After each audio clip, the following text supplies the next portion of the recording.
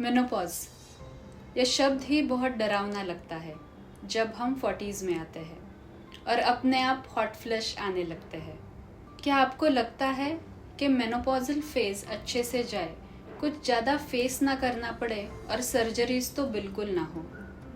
तो डेफिनेटली आपको अभी से शुरुआत करनी पड़ेगी, आप 30s में हो या 40s में।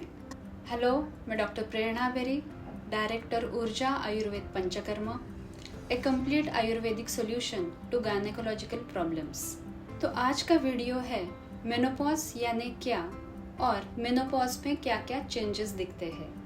मेनोपॉज ये एक नेचुरल फेज है जो हर लेडी के लाइफ में आती है।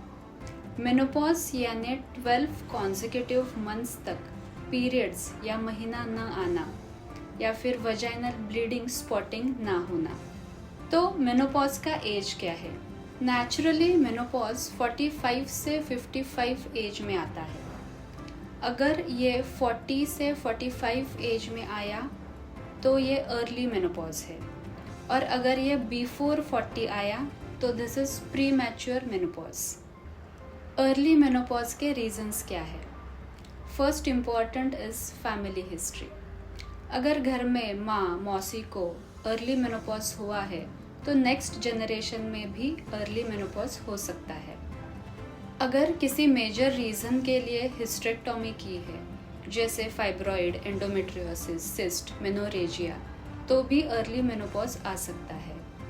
या फिर अगर कोई कैंसर है, केमोथेरेपी चल रही है, तो भी अर्ली मेनोपॉज हो सकता है। लाइफस्टाइल, स्ट्रेस, एडिक्शन, ये भी बहुत मेजर रीज़न है।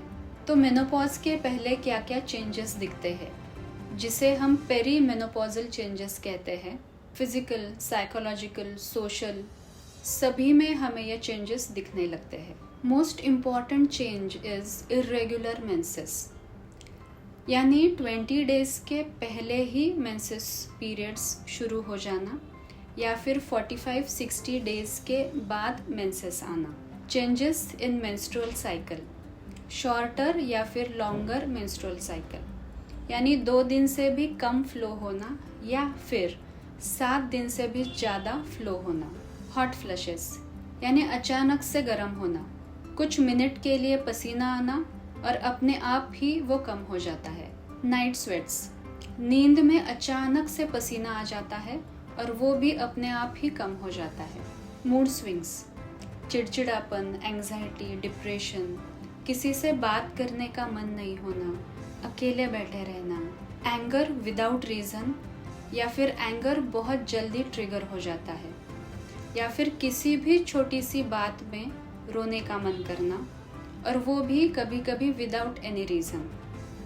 और ये सब इमोशनल चेंजेस समझने में काफ़ी वक्त लगता है। Frequent urinary tract infections, UTI, बार बार वॉशरूम को जाना यानी यूरिनरी सेंसेशन होना बार बार, sleep disturbance, digestive disturbance, food cravings, weight gain, fatigue, low energy, muscle pain, joint pain, body ache, vaginal dryness, discomfort during intercourse, changes in sex drive. Skin और hair में भी बहुत सारे चेंजेस दिखने लगते हैं, जैसे स्किन और hair dryness, hair thinning, hair fall, wrinkles, loose skin. Brain functions में भी हमें कुछ चेंजेस दिखते हैं, जैसे कंसंट्रेशन नहीं हो पाना, चीज़ें भूल जाना या फिर जल्दी याद नहीं आना। तो ऐसे बहुत सारे चेंजेस हमें पेरीमेनोपॉजल फेज में दिखते हैं।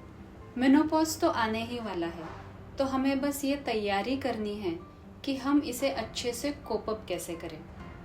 तो नेक्स्ट वीडियो में हम देखेंगे कि मेनोपॉजल चेंजेस के लिए होलिस्टिक अप्रोच क्या है और आयुर्वेद में मेनोपॉज कैसे एक्सप्लेन किया है, और कौन से दोष के प्रकोप से क्या सिम्टम्स दिखते हैं। सो स्टे ट्यून्ड टू ऊर्जा आयुर्वेद डॉक्टर प्रेरणा बेरी यूट्यूब चैनल। और अगर आपकी कुछ क्वेरीज है तो डेफिनेटली आप कमेंट बॉक्स में पूछिए।